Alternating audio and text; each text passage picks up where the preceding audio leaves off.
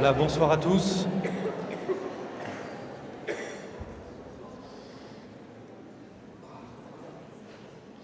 Je suis très heureux de retrouver Lyon, où j'ai eu l'occasion de faire d'autres conférences. Merci, cher Père, de votre accueil. J'ai eu l'occasion une fois de participer au festival que le Chemin Neuf organise pour les jeunes, Welcome to Paradise, je crois, avec l'accent. Je vous recommande. J'avais été bluffé et par la forme et par le fond. Et donc je suis heureux de retrouver le Chemin Neuf et de partager avec vous quelques intuitions sur ce que le pape François propose à la jeunesse que vous êtes. On a un pape qui, comme ses prédécesseurs d'ailleurs, chacun à leur façon, a un vrai souci des jeunes. Et je suis d'ailleurs souvent assez touché de voir ces papes âgés qui gardent une forme de proximité avec votre génération assez étonnante. Comme si, malgré leur âge, voyez, leur cœur de père leur permettait de vous comprendre, de comprendre profondément vos aspirations. Et je ne sais pas si vous avez cette impression, mais quand je les ai écoutés au JMJ, aussi bien Jean-Paul II, Benoît XVI, le pape François, je ne les ai jamais sentis déconnectés, lointains de ce que nous étions. Et je trouve ça assez impressionnant. Je voudrais vous parler de cet appel du pape François à faire la révolution, à mettre le bazar. Alors, ce n'est pas une expression qui vient de moi ou ce n'est pas un titre exprès pour le flyer. Le pape a vraiment demandé ça, c'était au Paraguay. Mais c'est intéressant de réfléchir à cette révolution que le pape appelle de ses vœux. Quelle est cette révolution ? Qu'est-ce que le pape vous appelle à vivre dans ce monde tel qu'il est ? Je voudrais commencer par d'abord brosser un peu ou rappeler un peu le contexte, parce que c'est le contexte qui explique le besoin d'une révolution. Et puis ensuite, je développerai 3 intuitions sur ce que peut être cette révolution. Qu'est-ce que ça veut dire ? D'abord le contexte, et je vais bien sûr m'attarder sur le contexte français, la société dans laquelle vous allez être appelé à vous engager, à grandir, à évoluer. Le contexte français, il est marqué profondément aujourd'hui par 2 grands changements, 2 bouleversements que votre génération va vivre de plein fouet, qui ont déjà commencé, mais c'est vous qui allez vraiment les vivre. Il y a un bouleversement spirituel et un bouleversement culturel. Je les développe un peu dans ce dernier livre que j'ai écrit, Catholiques, engageons-nous, mais j'en dis juste un mot ici. Le bouleversement spirituel, c'est que nous assistons en France et en Europe à un effondrement du christianisme. Je ne vois pas comment on pourrait appeler ça autrement. Ça ne veut pas dire, je le dis tout de suite, je le précise tout de suite, ça ne veut pas dire qu'il n'y a pas d'espérance. Je ne serais pas prêtre si je manquais d'espérance. Mais l'espérance, elle s'enracine dans un réel. Et le réel, on le constate. Il nous plaît, il nous déplaît, mais il faut le constater, le reconnaître d'abord. Et le réel aujourd'hui, c'est que nous assistons en France, pas simplement à un effondrement de la pratique, c'était déjà le cas, mais à un effondrement de la foi chrétienne. Un chiffre, parce que les chiffres ne mentent pas. Aujourd'hui, en France, 60% des Français se disent catholiques, dans les sondages, se reconnaissent comme ayant une appartenance, au moins culturelle, au catholicisme. C'est encore une majorité. Et c'est vrai, on sent bien que même si beaucoup d'églises sont vides, les Français restent encore marqués par cet héritage chrétien. Quand le père Hamel est assassiné par 2 terroristes dans cette petite ville près de Rouen, en Normandie, c'est toute la France qui est bouleversée. Quand dans un village, on ferme une église parce qu'il n'y a plus de prêtre, c'est tout le village qui râle, qui s'inquiète. Alors, on aimerait leur dire, il suffit de la remplir l'église, chaque dimanche, il y aura un prêtre. Ça ne va pas jusque-là. Mais vous voyez, il y a un attachement encore aux racines. 60% des Français se disent catholiques. Il n'y a plus qu'un tiers des bébés, des enfants, qui sont baptisés. C'est-à-dire que très concrètement, les adultes qui font la France dans 30 ans sont aux 2/3 païens ou d'une autre religion. C'est un bouleversement inouï dans l'histoire de France. Ça ne veut pas dire que notre pays n'est plus un pays chrétien. La France reste un vieux pays chrétien, par son histoire, par ses racines, par sa culture. On n'efface pas 1500 ans de christianisme comme ça. Mais ça veut dire que ce vieux pays chrétien devient un pays de mission, au sens propre du terme. Ce vieux pays chrétien a une population qui bientôt ne sera majoritairement plus chrétienne. C'est même pas qu'elle sera plus pratiquante, c'est déjà le cas, on n'est plus qu'à 2%, entre 2 et 5% de pratiques religieuses. Elle ne sera plus croyante. Les 2/3 des adultes qui feront la France demain n'auront pas entendu parler de Jésus. C'est un bouleversement inédit. Ça fait des siècles qu'on n'a pas connu ça, depuis la première évangélisation de notre pays. Vous allez vivre cette situation inédite d'être redevenu chrétien vivant dans un pays de mission, au sens le plus simple du terme. Il y a des pays d'Afrique qui ont été évangélisés il y a moins de 2 siècles, qui sont aujourd'hui plus chrétiens que la France. C'est le cardinal Sarah, vous avez peut-être lu ses livres ou entendu son témoignage, qui le disait. Lui dont les parents ont été évangélisés par des Français, des missionnaires français, dit aujourd'hui, j'ai l'impression que c'est nous qui devons vous rendre ce que vous nous avez donné, parce que vous l'avez oublié. Deuxième situation, bouleversement culturel. Ça me marque beaucoup de plus en plus, et plus on voit les débats sociétaux qui vont recommencer, qui repartent, et plus je suis vraiment touché par ça. Autrefois, il y avait une sorte de consensus éthique dans la société. On avait l'idée d'un bien commun qu'on partageait ensemble, croyants et non-croyants. On mettait les mêmes réalités derrière les mêmes mots. Le mot famille, le mot couple, le mot début de vie, le mot fin de vie, le mot amour. Vous voyez, il y avait une sorte de morale naturelle.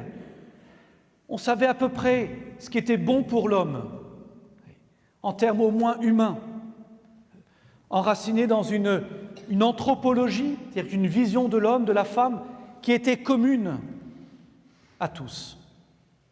Aujourd'hui, ce consensus éthique a explosé. Pourquoi ? Parce qu'on est passé, et c'est la révolution libertaire qui a fait ça, on est passé de l'idée de vérité universelle, enracinée sur la raison, à l'idée de sincérité individuelle.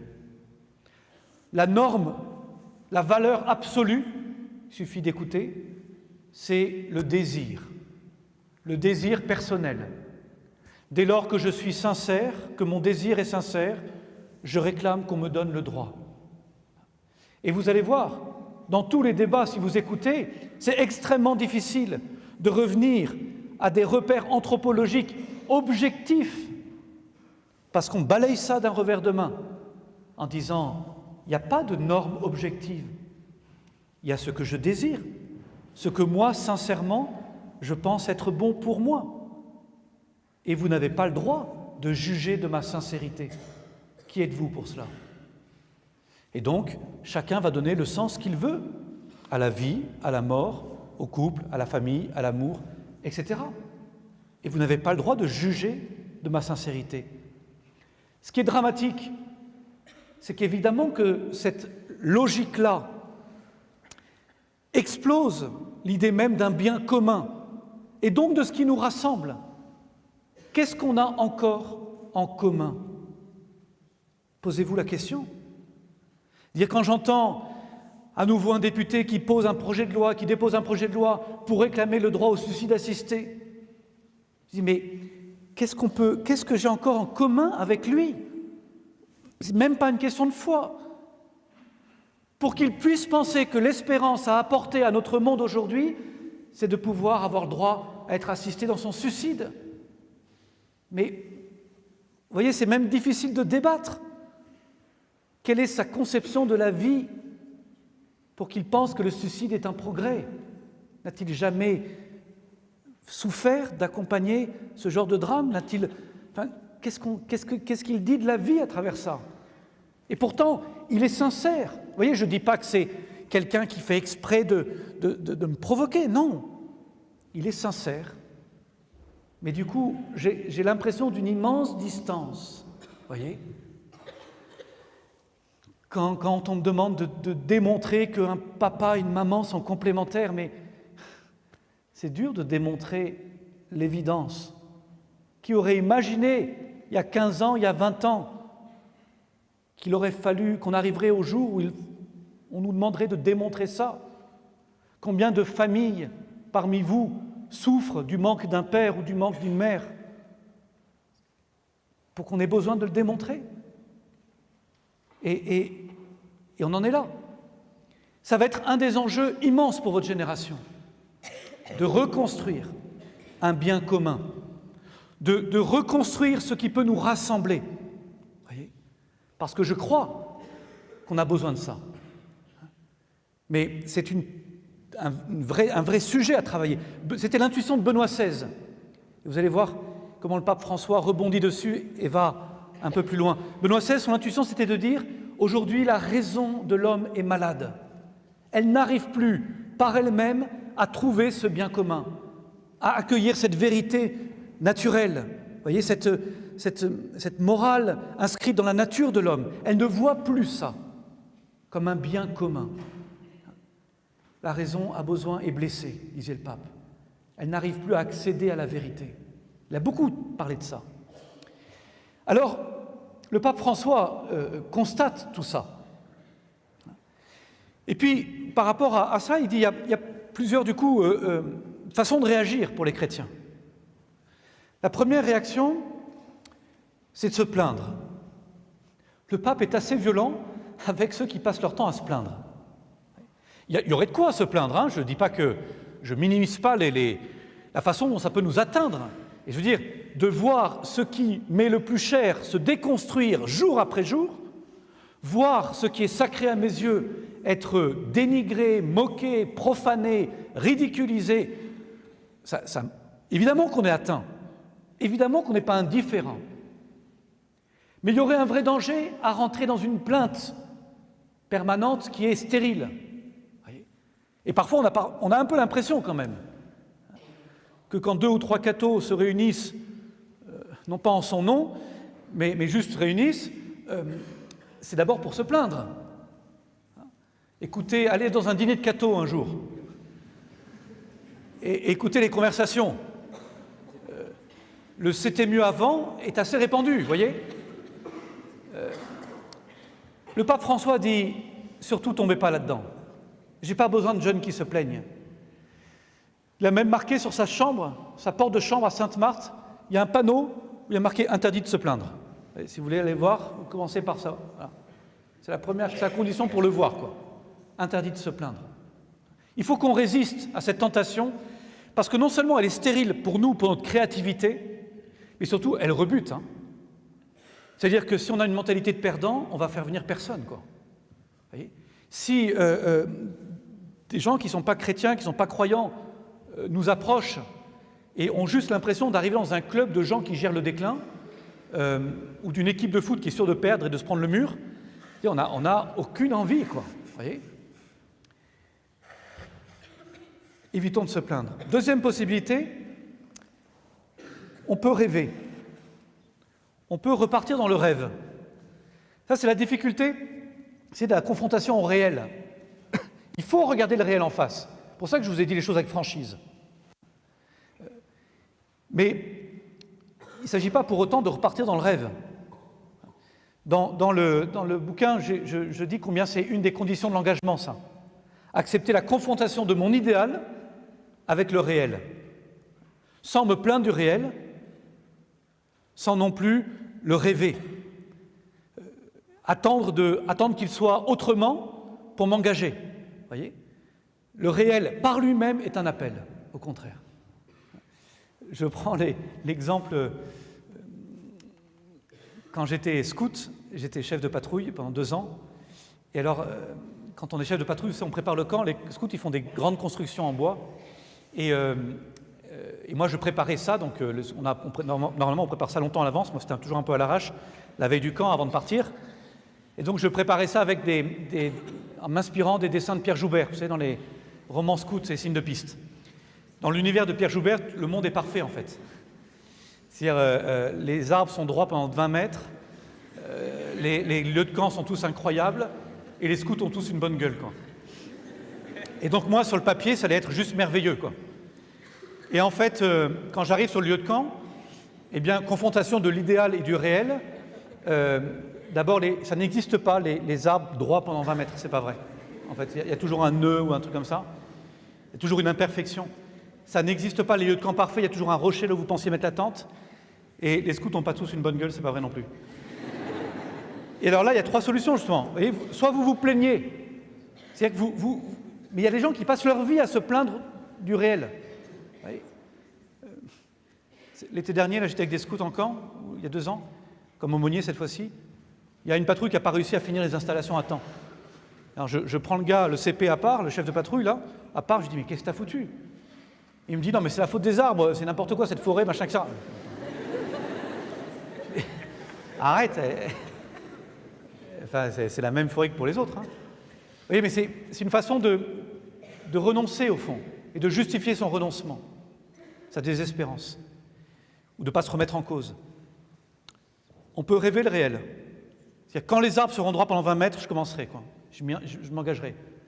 Quand j'aurai trouvé le parti politique idéal, j'irai. Quand j'aurai trouvé l'association géniale, idéale, j'irai. Quand j'aurai trouvé la femme, le mari idéal, je m'engagerai. Quand j'aurai trouvé, etc., la paroisse idéale, le lieu, la communauté idéale, etc. On fait rien. On peut aussi, autre tentation, un peu se décourager ou s'effacer, se diluer, renoncer en fait. S'installer dans une sorte justement de confort où on va arrêter de lutter, quoi. Où on va accepter le déclin, on va accepter le réel, non pas simplement y consentir, mais vous voyez, le subir, quoi, au lieu d'y voir un appel à l'engagement. Hein.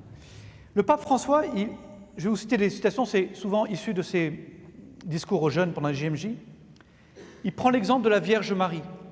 La Vierge Marie, elle reçoit une vocation inouïe, immense, qui la dépasse complètement, dans un environnement qui n'est pas du tout propice. Je vous rappelle qu'elle vit dans un pays qui est occupé.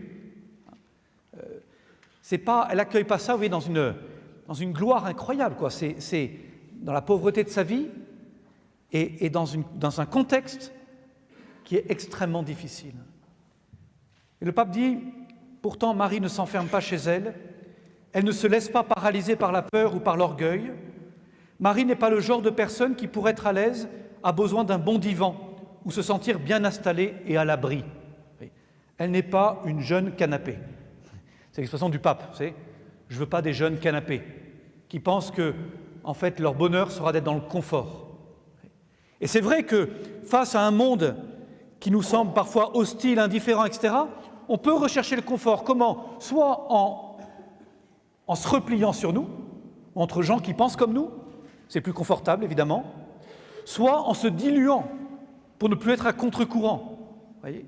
Et dans les 2 cas, c'est 2 tentations inverses, mais dans les 2 cas, au fond, on recherche un confort de ne plus lutter, de ne plus avoir à se justifier, de ne plus avoir à expliquer, de ne plus avoir à être contre-courant.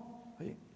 Mais dans les 2 cas, un christianisme qui serait replié sur lui-même, qui serait dans la crispation, qui serait qui serait durci avec une sorte de découragement sur ce monde qui se perd, ou au contraire, un christianisme light, qui serait plutôt à contre-courant, qui aurait gommé de son message toutes les aspérités, tout ce qui touche à la croix au fond, pour être enfin accepté par le monde. Dans les 2 cas, ce christianisme-là, il ne touche plus les cœurs. Voyez ? C'est soit de la soupe tiède, soit de la dureté absolue, écrasante. Voyez ? Là aussi, c'est une autre tentation qu'il faut écarter. En fait, le pape dit, la seule solution, c'est d'être courageux. Le chrétien doit être courageux et devant les problèmes, devant une crise sociale, religieuse, il doit avoir le courage d'aller de l'avant, aller de l'avant avec courage. Pourquoi ? Parce que le chrétien, quand il regarde le réel, il le regarde en face, il a le courage de le reconnaître, de le regarder vraiment, et en même temps, de le regarder comme un appel. Les misères de ce monde, les difficultés de ce monde, ne nous font pas détourner la tête, ne nous font pas détourner le regard, ne nous découragent pas, mais au contraire sont autant d'appels pour nous stimuler dans notre engagement de chrétien. La bonne réaction du chrétien, c'est de dire en quoi cette situation-là est un appel pour moi. Qu'est-ce que Dieu veut me dire à travers ces événements? Qu'est-ce que Dieu veut me faire vivre en m'appelant à vivre ces événements-là? Vous avez été choisis pour cette époque. Il n'y a pas à rêver du passé. Il n'y a pas à vouloir imaginer retourner au passé. Il y a simplement à saisir ce temps qui vous est donné, à rendre grâce pour avoir été choisi pour ce temps-là, et à vous dire comment cette époque, ce réel, est une chance pour ma foi. Et je crois que c'est une chance, paradoxalement. Pourquoi ? Il y a des décennies, nous aurions pu nous contenter, nous chrétiens en France, d'être nombreux. Nous pesions par le nombre. Nous étions dans une situation confortable où ce n'était pas si compliqué parce qu'on était portés. Aujourd'hui, ce christianisme sociologique, culturel, il s'effondre. Aujourd'hui, être chrétien à 20 ans, ça demande nécessairement d'avoir fait un choix. Et donc, on ne peut pas être chrétien à moitié. La situation de pays de mission dans lequel nous sommes, nous accule à la sainteté et au témoignage. Benoît XVI disait « L'avenir appartient aux minorités créatives ». Minorité, on a réussi, ça y est. Maintenant, il faut être créatif. Il avait raison. C'est-à-dire que, en fait, la majorité, elle peut s'installer dans son canapé. Elle est tellement nombreuse que ça ne va pas changer grand-chose si 2 ou 3 restent dans le canapé. La minorité, si elle n'est pas fervente, si elle n'est pas rayonnante, si elle n'est pas engagée, elle disparaît. On n'a plus le choix. Voyez ? Et vous le sentez bien dans votre vie. Vous sentez bien qu'aujourd'hui, vivre en chrétien, dans une vie d'étudiant, de jeune pro, de lycéen, ça demande un vrai choix parce que ça vous met à contre-courant. Et en même temps, vous pressentez que vous êtes fait pour ça. Que ça va, voyez, vous porter à faire des choix que peut-être vous n'auriez pas eu à faire il y a quelques décennies. Ce choix de la sainteté, de vivre un christianisme engagé, ce choix de témoigner, ce choix de partager ma foi, j'y suis appelé, quoi. La situation m'y appelle, voyez. Sinon, on disparaît. Et en ce sens, l'histoire appartient aux minorités les plus convaincues. Regardez l'histoire. Elle n'est jamais faite par les majorités, l'histoire. Elle est faite par les personnes, par celles qui sont vraiment convaincues, par celles qui pensent qu'elles peuvent changer le monde, et par celles qui croient au pouvoir des idées, et qui sont capables d'engager leur vie sur une idée, sur une conviction, et qui croient à cette fécondité-là. L'époque que nous vivons nous le fait redécouvrir. Alors, quelles sont les intuitions du pape François? Il dit justement, ce monde dans lequel vous allez évoluer a besoin d'une authentique révolution. Que les chrétiens croient, que chacun d'entre nous soit persuadé que nous pouvons révolutionner ce monde, changer ce monde. La révolution, les révolutions dans le monde, elles sont portées toujours au départ par une petite minorité. Et ensuite, c'est contagieux. Ça a été vrai du christianisme. Je vous rappelle que le Seigneur Jésus en a appelé 12 simplement. Et pendant 3 ans, il en a formé 12 uniquement. Il aurait pu former des foules et des foules. Il a parlé aux foules. Mais il s'est attaché 12. Vous êtes déjà infiniment plus nombreux ici. Il y a de quoi, dans cette chapelle, absolument révolutionner la ville de Lyon. Mais si à 12, Jésus a bouleversé le monde, la vraie question c'est, est-ce que vous croyez à cet aspect révolutionnaire de l'évangile que vous portez? C'est ce que rappelle le pape. Il y a eu beaucoup de révolutionnaires dans l'histoire, dit-il, mais personne n'a eu la force de cette révolution que nous a apportée Jésus. Une révolution pour transformer l'histoire, une révolution qui change en profondeur le cœur de l'homme. Les révolutions de l'histoire ont changé les systèmes politiques, économiques, mais aucune d'elles a véritablement modifié le cœur de l'homme. La vraie révolution, celle qui transforme radicalement la vie, c'est Jésus-Christ qui l'a accomplie à travers cette résurrection. Si un chrétien n'est donc pas révolutionnaire, à notre époque, ce n'est pas un chrétien. Il doit être révolutionnaire pour la grâce, pour que le cœur change. Vous voyez, c'est peut-être la première intuition du pape. Est-ce que nous sommes prêts à redécouvrir la force révolutionnaire du christianisme que nous portons si nous le vivons pleinement? Il peut y avoir un christianisme un peu installé, un vernis chrétien, qui au fond ne modifie pas, ne transforme pas profondément une vie. D'ailleurs, ça se voit assez vite. Ceux qui ont reçu ce vernis chrétien par leurs parents, mais qui ne sont jamais allés plus loin, qui n'ont pas rencontré Jésus-Christ, qui n'ont pas fait l'expérience de cette rencontre bouleversante de Dieu dans leur vie, au final, 20 ans plus tard, leur vie quotidienne n'est pas tellement différente de leurs amis non-croyants. Est-ce que nous croyons? Est-ce que nous sommes prêts à vivre déjà dans notre propre vie ce caractère révolutionnaire de l'Évangile quand je le prends à la lettre,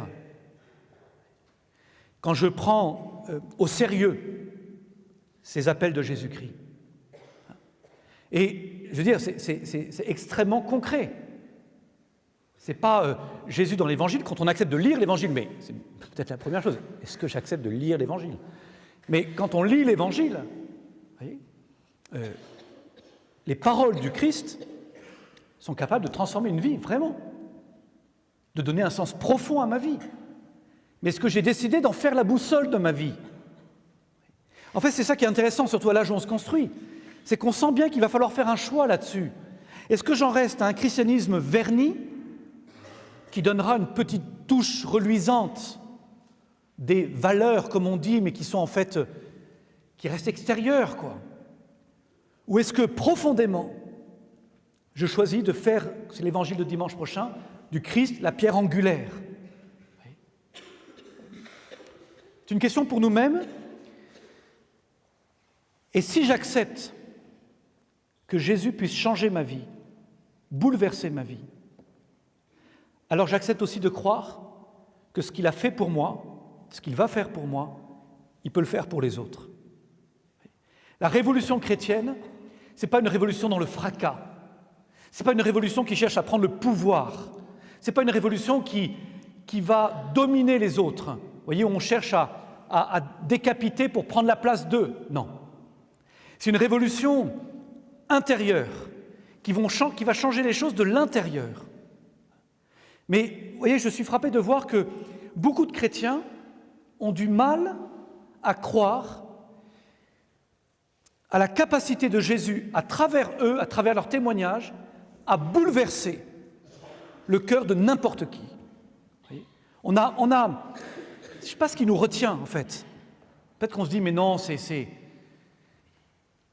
que je crois vraiment que Jésus agit, quoi? Est-ce que je crois au miracle? Et vous voyez, quand vous m'entendez en disant ça, on est un peu réticent au fond de soi. On dit, ouais, non, mais c'est pas si simple. Mais en fait, c'est ça qui nous manque. On n'ose pas croire que Jésus est capable de changer des vies, même du pire bonhomme. Et je repensais à cause de ces attentats terribles qu'on a vécus, je dis, mais est-ce qu'on prie pour nos bourreaux? Attention, hein, quand je dis ça, je suis ravi, enfin je suis ravi, il faudrait ajuster un peu les mots, mais je suis satisfait qu'un policier ou qu'un militaire neutralise le type avant qu'il égorge quelqu'un. C'est à la fois terrible d'en arriver là, mais en même temps, j'appuierai sur la gâchette sans aucun problème. S'il s'agit de sauver quelqu'un ou d'éviter qu'une bombe explose. Hein. Et le travail de nos forces de l'ordre est extraordinaire. Et je me dis intérieurement, le jour où parmi eux il y a un Saint Paul, parce que Saint Paul il a commencé comme ça, hein. Saint Paul c'était un bourreau de chrétiens, il avait du sang de chrétiens sur les mains.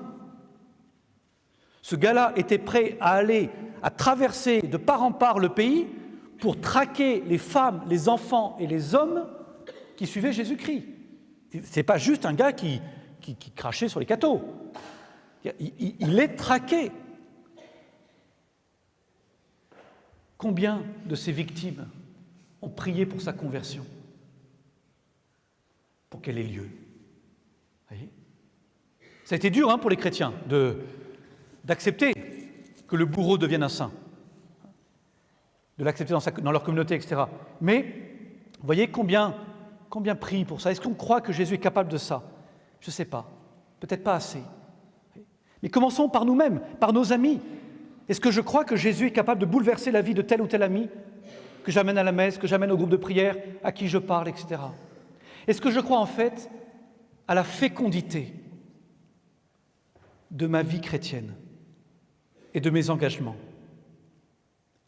Je crois que c'est le cœur du message, il est là.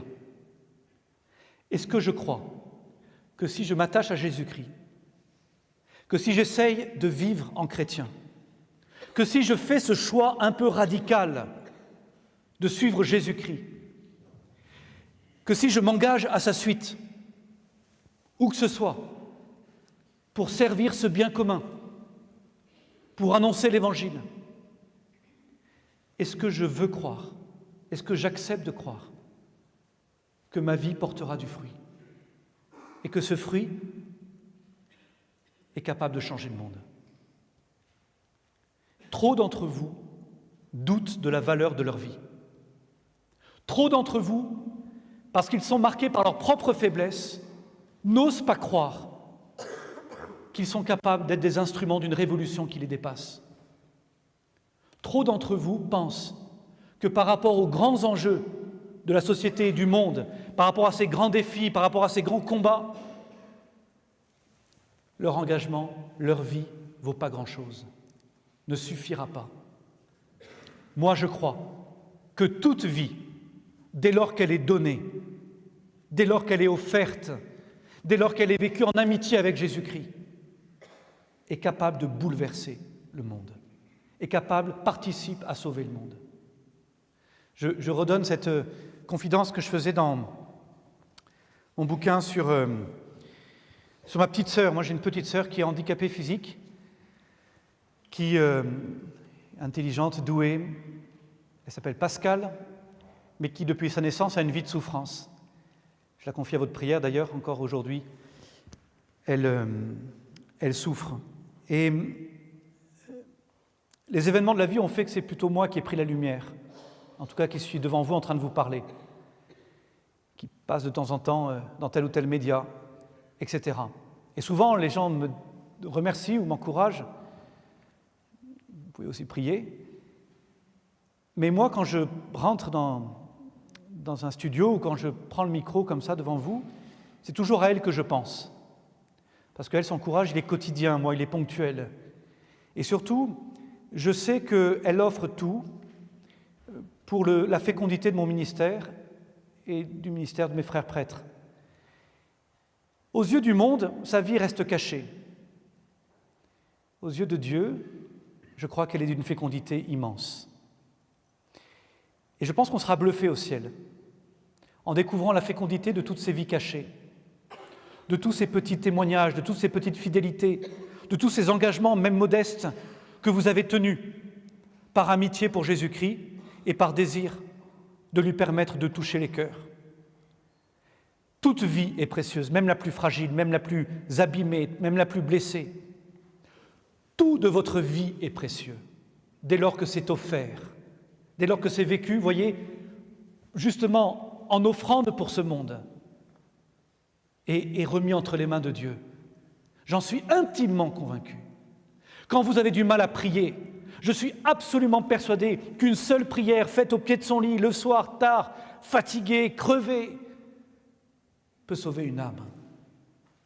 Je suis absolument persuadé qu'un seul ami ramené devant le bon Dieu peut bouleverser une vie. Encore hier, je recevais à dîner chez moi 4 jeunes. Il y en avait un qui les avait invités à dîner. Et ça s'est terminé pour l'un d'entre eux en confession bouleversante. Il fallait qu'il y ait un ami qui ose inviter à dîner. Et Dieu s'en est servi. Et cela suffit. On sera bluffé au ciel de voir, voyez, la fécondité que Dieu a donnée à nos petites fidélités, à nos combats. Vous voyez, on est comme, je le crois profondément, c'est ça qui est révolutionnaire. C'est comme on est mystérieusement, mais réellement tous encordés les uns aux autres. Parce qu'on est tous frères et sœurs, parce qu'on a tous un même Père. Et du coup, le pas que vous faites en avant, ou la chute que vous évitez, ou le relèvement que vous faites parce que vous êtes tombés, mystérieusement, mais réellement, entraîne ce monde, porte ce monde. Voyez ? Et ça, c'est une question de foi. C'est une question de je choisis de le croire. Je choisis de le croire. Voyez ? Je vous cite le Saint-Père pour ne pas parler que de moi. Lorsque Dieu touche le cœur d'un jeune, d'une jeune, ceux-ci deviennent capables d'actions vraiment grandioses. Les merveilles que le Puissant a faites dans l'existence de Marie nous parlent aussi de notre voyage dans la vie, qui n'est pas un vagabondage, mais un pèlerinage. Est-ce que je crois que Dieu peut faire des merveilles à travers moi ? C'est ça l'espérance chrétienne. Ce n'est pas de rêver le réel, on l'affronte. Mais ce réel ne nous fait pas peur, ce réel ne nous décourage pas. Voyez ? Un chrétien, partout où il est, devient contagieux. Un chrétien authentique, l'évangile vécu en acte est forcément contagieux. C'est comme ça que le christianisme a bouleversé le monde. Il n'y a pas de raison que ça soit différent. On est simplement aujourd'hui tous, voyez, acculés à y croire, parce qu'on n'a pas le choix, sinon on est balayé. Mais ce n'est pas tellement parce que ce n'est pas ça qui serait triste, c'est que si nous on ne parle plus, si nous on ne témoigne plus, qui sauvera ce monde ? Comment Jésus touchera les cœurs ? Voyez ? Ça veut dire aussi, autre intuition du pape, que cette révolution, elle va passer du coup, si je la vis dans mon cœur, elle va passer par des comportements, par des paroles, qui vont, là aussi, interroger le monde, qui vont interpeller le monde et qui vont faire grandir le monde. En particulier,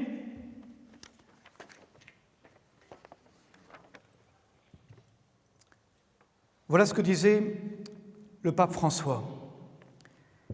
Dans le domaine de l'amour, il prenait ce domaine-là.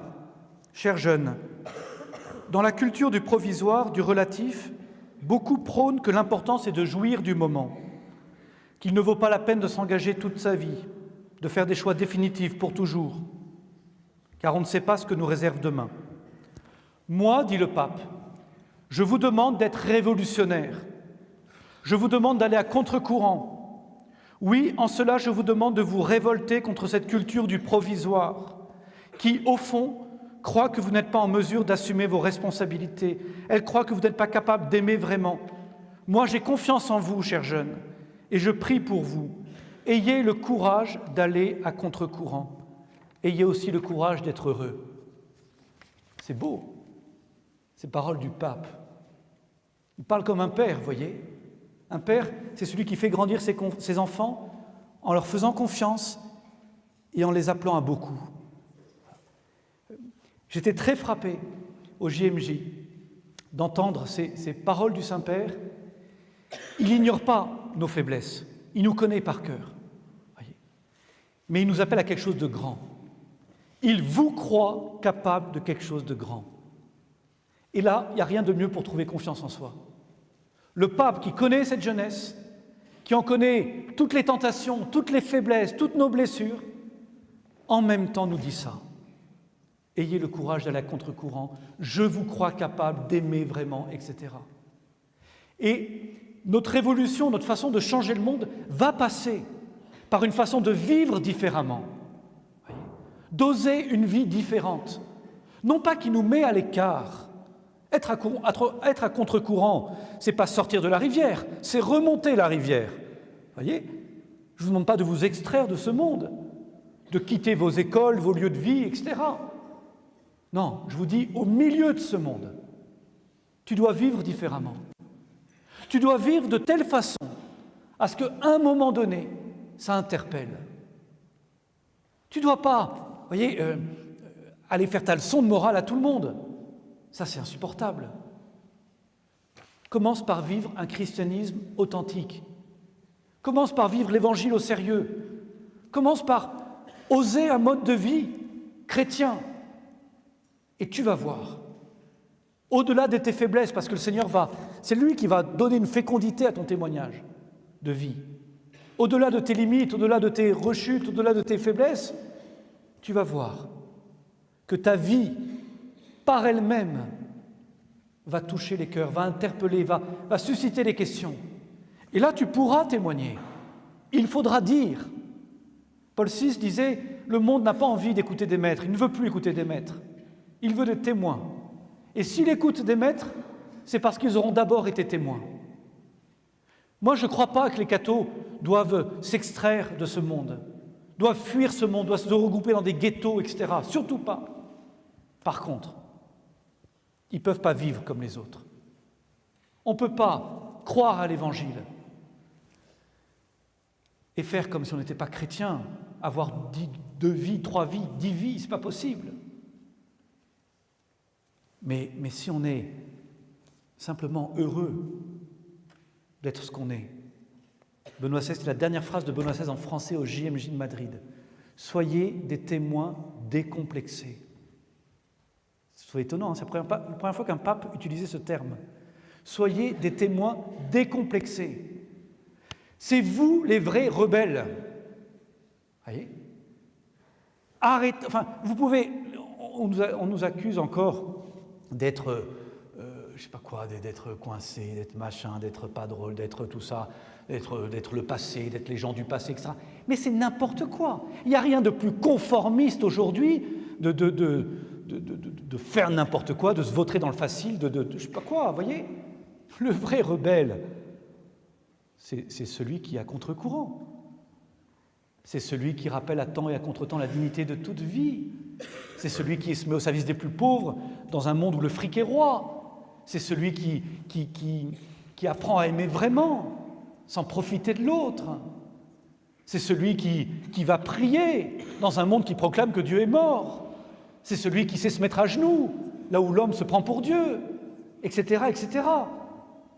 Et ces comportements qui ne sont pas un jugement, qui sont juste une façon de vivre de façon décomplexée, heureuse, simple, notre évangile, vont interpeller, vont questionner. Parce que dans le désert spirituel qui est devenu notre pays, il y a la soif.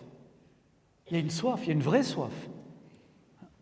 Moi, tous les jeunes qui sont revenus, que j'ai vus revenir à la foi, à chaque fois, me disent la même chose. C'est l'attitude ou la vie de tel ami qui m'a marqué. C'est par là que Dieu est venu. Voyez, c'est par là que Dieu m'a rejoint. Je voudrais vraiment que vous en soyez convaincus. Vous avez autour de vous ce monde qui vous est confié. Voyez ? Et ce monde attend, sans toujours oser vous le dire, attend de vous que vous soyez juste chrétien. Ce serait décevant que vous vous conformiez au monde. Et même les plus durs de vos amis qui parfois vous en mettent plein la figure, ils seraient presque déçus que vous cédiez. Voyez ? Ils seraient presque déçus que, en fait, vous soyez comme eux. Ils seraient presque déçus s'ils apprenaient que vous étiez des chrétiens à moitié. J'étais très touché de voir souvent la violence qu'il y a eu à Lyon, combien vous avez pu être blessés et touchés par ça autour des questions de pédophilie dans le clergé. Beaucoup ont dit que ça avait été une sorte de complot contre l'Église, que ça avait été une violence qui s'était déchaînée, etc. Sans doute que certains étaient très contents de se servir de ces affaires-là atroces pour taper sur l'Église. Mais au fond, comme j'ai eu l'occasion de le dire, moi j'ai préféré voir à travers cette violence la déception immense d'un monde qui pourtant se dit athée, pourtant se dit, ayant dépassé tout ça. Et en fait, ce monde était déçu qu'un prêtre ne soit pas un gars bien. Et ça veut dire quoi en creux ? C'est-à-dire que même chez le pire des athées, un prêtre, ça doit être un gars bien. Un chrétien, c'est pas comme un autre. Oui, mais il y a des profs qui font... C'est pas la même chose. J'attends plus... Oui, c'est étonnant. Le monde attend plus d'un prêtre que d'un prof. Heureusement, finalement. Et c'est pour ça que c'est presque normal que du coup, le monde soit violent quand on n'est pas là au rendez-vous. Voyez ? Croyez-le vraiment. J'avance et je termine. Le pape François disait aussi au JMJ, dernière JMJ, mes amis, il faut que vous ne pouvez pas vous contenter d'être des commentateurs de l'histoire, vous devez vouloir faire l'histoire. Ça rejoint ce que je disais avec la phrase de Benoît XVI.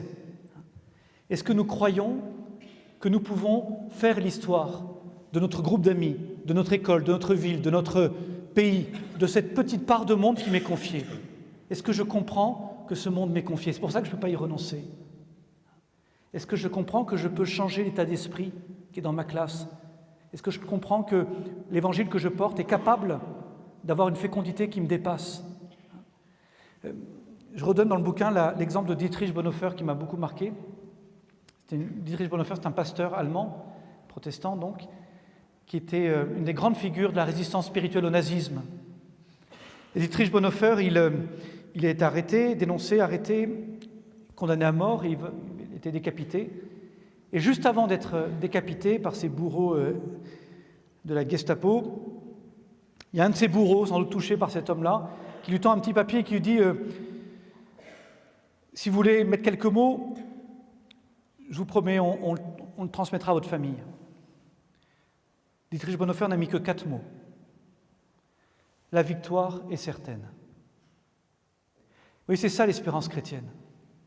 Il n'est pas dupe, hein. Hitler est encore au pouvoir, son pays est dans un chaos indescriptible, il va laisser une famille, il va mourir, mais il est certain que sa vie offerte participe à une victoire plus large, participe à cette révolution du Christ qui aboutit à la victoire de la vie sur la mort, de la vérité sur le mensonge, du bien sur le mal. Voyez ? C'est pour ça que le pape dit, vous devez vouloir faire l'histoire. Vous devez participer à cette histoire, à l'histoire de cette immense bataille entre le bien et le mal, la vérité et le mensonge, la vie et la mort. Cette immense bataille qui a commencé avec la chute d'Adam et qui finira avec le retour du Christ en gloire. Et vous avez une place dans cette bataille. Et je ne vous demande pas, dans cette révolution de l'amour au fond, qui consiste à permettre que Jésus puisse toucher tous les cœurs, et en touchant les cœurs puisse toucher ce monde. Je ne vous demande pas d'être parfait. Bien sûr qu'on est nous-mêmes, cette bataille est passée à travers nous, et qu'on est nous-mêmes atteints, on n'est pas indemne de cette bataille. Bien sûr, on est tous des pauvres, on est tous des gars et des filles blessés. On n'est pas meilleurs que les autres. On sait simplement qu'on est aimé. Et on essaye d'aimer. Et du coup, on essaye d'être des instruments entre les mains du bon Dieu. Ce qu'il faut pouvoir dire au soir de notre vie, mes amis. Et j'espère que ce sera au soir de ma vie, j'espère pouvoir le dire. J'aimerais le dire en arrivant devant le bon Dieu. Seigneur, je suis blessé de partout. Je suis pauvre, je suis souvent tombé. Mais je te promets, je me suis bien battu. C'est ça notre joie de chrétien.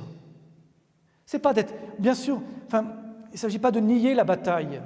Et on va vers de grandes batailles encore une fois. C'est pas fini. On n'en verra pas la fin nous-mêmes. Mais on participe à une victoire qui est certaine depuis le vendredi saint et le matin de Pâques. C'est ça qui nous met dans la paix. C'est ça qui fait mon espérance. C'est ça qui me fait rendre grâce de vivre dans cette époque. Voyez ? Parce que je sais qu'à travers les joies et les peines de ce monde, à travers les joies et les peines de ce pèlerinage, à travers les échecs et les victoires apparentes, je participe à cette victoire qui me dépasse. Mais pourquoi dans ce cas-là se battre, s'engager, se croire, évangéliser ? Puis parce que je veux pas gagner tout seul. Je veux que Jésus soit victorieux en tous. Et je veux que ce monde, je veux que tous mes amis, je veux que tous ceux qui m'entourent, je veux que mes collègues de travail soient entraînés dans cette victoire du Christ, dans cette victoire de l'amour, de la miséricorde. Un chrétien ne peut pas avoir une ambition solitaire, c'est forcément une ambition collective qu'il a pour ce monde. Voyez ? Bien sûr que je veux grandir, mais en faisant grandir les autres, en permettant que chacun soit touché par Jésus. C'est en fait la révolution en nous, c'est ce changement de regard radical sur ce monde. Je ne peux pas me désintéresser de ce monde, je ne peux pas me décourager de ce monde. Je crois que ce monde, sans le savoir, attend une révolution. Je crois que ce monde, sans le savoir, sans le dire, même parfois derrière des apparences d'indifférence ou d'hostilité, je crois que ce monde a soif d'autre chose, d'un bonheur qui puisse le combler. Et combien autour de nous ont juste besoin de découvrir ce bonheur. Et puis je termine avec une dernière intuition du pape François.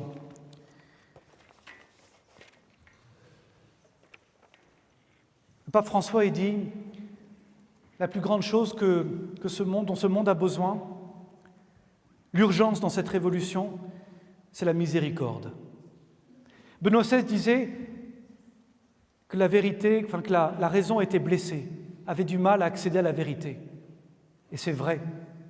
Et de plus en plus, j'ai souvent l'impression qu'une partie du message sur ce monde, sur la société, sur l'homme, sur la femme, sur la dignité de la vie, sur le respect de la vie, devient inaudible pour beaucoup de nos contemporains. Alors le pape François dit, il y a une dernière chance. Il faut toucher les cœurs.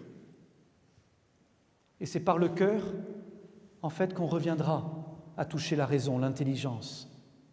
Il dit, ce monde blessé a besoin que l'Église soit pour lui comme un hôpital de campagne. C'est l'expression qu'il a. L'hôpital de campagne, vous savez, peut-être qu'il y en a ici qui sont élèves médecins militaires. L'hôpital de campagne, c'est un terrain de bataille, un champ de bataille. C'est l'hôpital où on gère les urgences. Voyez. Et le plus urgent, c'est de maintenir en vie. Eh bien, au fond, le plus urgent, pour beaucoup de nos contemporains, c'est de redécouvrir qu'ils sont aimés et qu'ils sont appelés à aimer. Moi, je suis frappé de voir que c'est ce qui manque au plus grand nombre. Et que c'est parfois ça qu'on va chercher en faisant n'importe quoi. Juste parce qu'on a la soif d'aimer et d'être aimé. Et faire découvrir au monde qu'il est aimé. Et qu'il est aimé par un Dieu de miséricorde, c'est-à-dire il est aimé non pas par un Dieu qui ne verrait pas les misères, mais il est aimé parce qu'il y a ces misères. et que ces misères attirent la miséricorde. Voyez? Ça, je crois que c'est peut-être ce que nous, on a besoin le plus de redécouvrir et le plus de faire redécouvrir. C'est le plus urgent. Après, on viendra au reste. Voyez? Mais en fait, le monde, tant qu'il ne comprend pas qu'il est aimé, n'est pas capable d'entendre le reste. Et c'est un peu vrai pour chacun d'entre nous. Vous êtes prêt à entendre une exigence si vous comprenez que c'est parce qu'on vous aime qu'on est exigeant avec vous. Voyez ? C'est ça d'ailleurs qui nous touche avec le pape Jean-Paul II, François, Benoît. C'est que, oui, ils ont un message exigeant, mais on sentait que c'était un cœur de père qui nous le dit. Voyez ? Eh bien, c'est peut-être là l'urgence de la mission. Faire découvrir à ceux qui vous entourent qu'ils sont aimés d'un père. D'un père, et ils sont aimés tels qu'ils sont. Tels qu'ils sont. Combien, parfois en souriant, mais c'est un sourire un peu gêné, me disent « Oh mon père, mais moi avec tout ce que j'ai fait, il faudrait une nuit entière pour se confesser, vous savez ?» Je dis « Très bien, prenons-la. »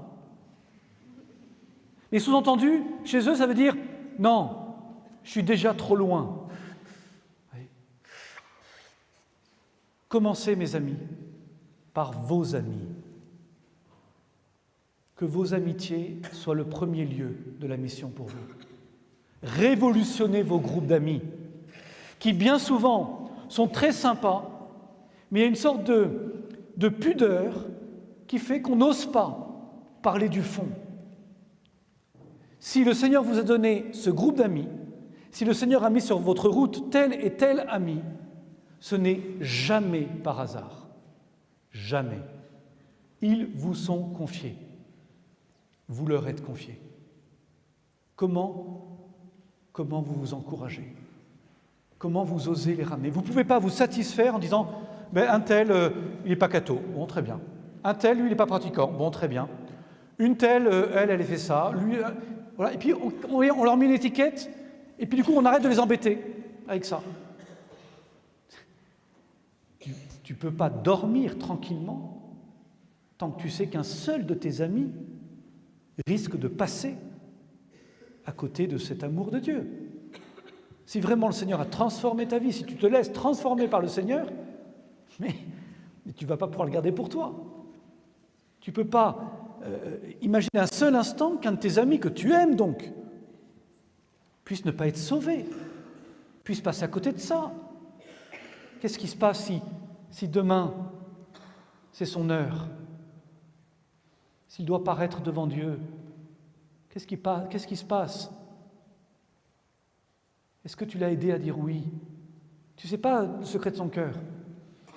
Est-ce qu'entre amis, on est au service du oui des uns et des autres? Vous voyez, c'est ça la révolution. Moi, j'entends trop de jeunes qui, individuellement, quand ils me voient, me disent « Mais mon père, j'aspire à ça. » Et puis dès qu'ils sont en groupe, on n'ose plus. On est gêné, on ne veut pas paraître. Parfois, en tout cas à Versailles, c'est un peu ça. On a peur d'être le too much, quoi. Vous voyez? Non, mais lui, il est un peu trop catho, quoi. Mais c'est terrible. On n'ose pas dire que. On a peur de passer pour l'illuminé, quoi. Alors, c'est vrai que certains, parfois, font un petit peu peur, hein, mais. On n'est pas obligé non plus de travailler une sorte de caricature pénible. Mais justement, décomplexer. Réfléchissez à ça. Comment j'aide l'autre à dire oui? Comment j'ose tendre la perche? Comment j'ose partager mes combats pour lui montrer que ce n'est pas un catho sur son piédestal qui parle à un pauvre type ou à une pauvre fille. Surtout pas qu'il ne puisse pas imaginer que le christianisme est réservé à une élite. Non, ce sont des pauvres qui parlent à d'autres pauvres. Et je ne suis pas meilleur que toi, et j'ai les mêmes combats que toi, j'ai les mêmes faiblesses que toi, j'ai les mêmes fragilités que toi, et j'ai les mêmes désirs que toi, j'ai les mêmes aspirations que toi. Mais j'ai rencontré celui qui m'a aimé. Et j'aimerais te faire découvrir qu'il t'aime autant. Voyez, c'est ça que le monde a besoin d'entendre. Surtout qu'ils ne nous admirent pas de loin en disant « Ah ben les cathos, ouais, c'est beau, mais alors moi je ne pourrais jamais. » Non, je suis comme toi. Il est venu pour les malades et les pécheurs. On a ça en commun. On est tous les deux pauvres pécheurs, mais aimez. Voyez ? Commencez par vos amis, et ça va être contagieux. Je termine avec 2 citations, et je conclue là-dessus, je vous laisse avec vos questions.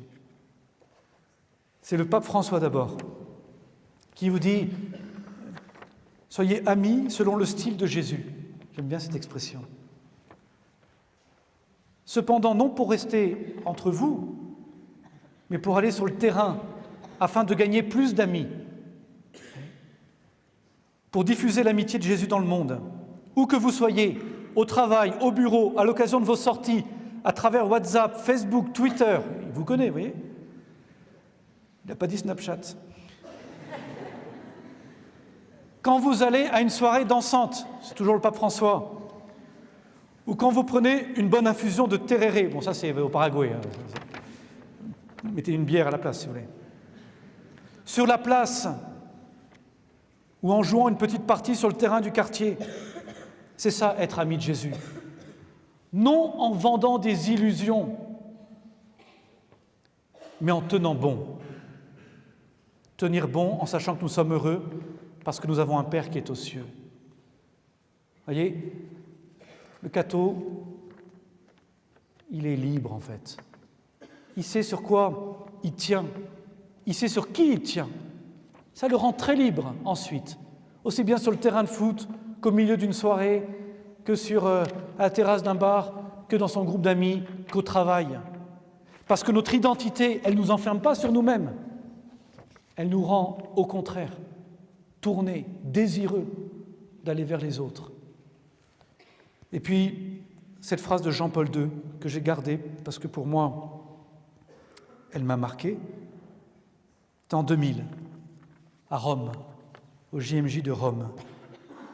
Écoutez bien, vous pourrez le retrouver facilement sur Internet. Vous pouvez la marquer et mettre ça dans votre bureau. C'est Jésus, c'est lui la beauté qui vous attire tellement. C'est lui qui vous provoque par la soif de la radicalité, qui vous empêche de vous habituer au compromis. C'est lui qui vous pousse à faire tomber les masques qui faussent la vie. C'est lui qui lie dans vos cœurs les décisions les plus profondes que d'autres voudraient étouffer. C'est Jésus qui suscite en vous le désir de faire de votre vie quelque chose de grand. Je vous en supplie, et c'est le prêtre qui parle, qui confesse, qui écoute. Et mes frères prêtres pourraient dire la même chose, je pense. Que personne, et surtout pas le démon, mais que personne ne vous décourage de ces grands désirs que Jésus a mis dans votre cœur. Osez les écouter.